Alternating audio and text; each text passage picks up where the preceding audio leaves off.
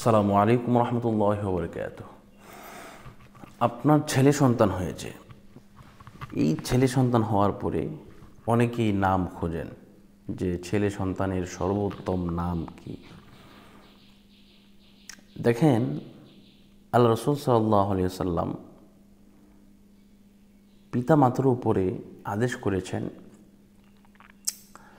যে সন্তান হওয়ার পরে তার উপর যে দায়িত্ব, এক নম্বর দায়িত্ব হচ্ছে তার সুন্দর একটি নাম রাখা। বুঝতে পারছেন? সুন্দর একটি নাম রাখতে হবে।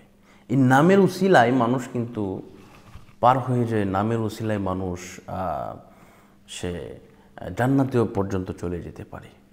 তো এই জন্য আমাদেরকে সুন্দর নাম রাখতে হবে।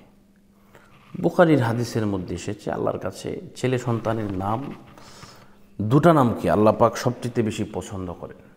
আমি আবার বলছি যে দুইটা নামকে আল্লাহ রসুল সাল্লাল্লাহু আলাইহি সাল্লাম সবচেয়ে বেশি পছন্দ করেন। এক নম্বর হচ্ছে আব্দুর রহমান।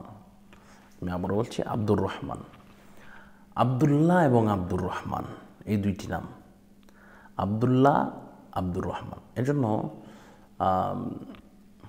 আমাদেরকে এই নামের অর্থ যদি আমরা জানতে চাই তাহলে আমরা এভাবে জানব। আব্দুন মানে হচ্ছে আপনার বান্দা বা দাস। আব্দুল্লাহ মানে আল্লাহ। আব্দুল্লাহ মানে আল্লাহর দাস। এই নামের অর্থ হচ্ছে আল্লাহর দাস বা আল্লাহর কি বলে এটা, আল্লাহ হচ্ছে মালিক, সে হচ্ছে সৃষ্টি, মানে এরকম একটা বোঝায়। আব্দুল্লাহ মানে আল্লাহর বান্দা বা আল্লাহর দাস। সুবহানাল্লাহ, কি সুন্দর নাম। এরপরে আব্দুর রহমান। আব্দুর রহমান অর্থাৎ রহমানের দাস। তো এই দুইটা নাম কিন্তু আল্লাহর কাছে বুখারীর মধ্যে বর্ণনা হয়েছে সবচেয়ে প্রিয় নাম। এছাড়াও আপনি আরও বিভিন্ন ধরনের নাম রাখতে পারেন, যেমন ওমর, আলী, এরপরে আপনার ইদ্রিস, ইসহাক, ইয়াকুব, ইউসুফ, ইব্রাহিম, জাকারিয়া।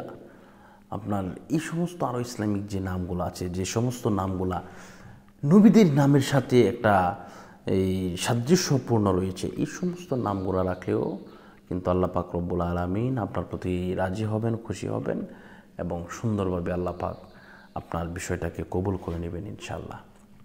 তো আমরা সকলেই ইসলামিক নামগুলো রাখার চেষ্টা করব ইনশাআল্লাহ। আল্লাহ পাক আমাদের সকলকে কবুল করুন, মঞ্জুর করুন।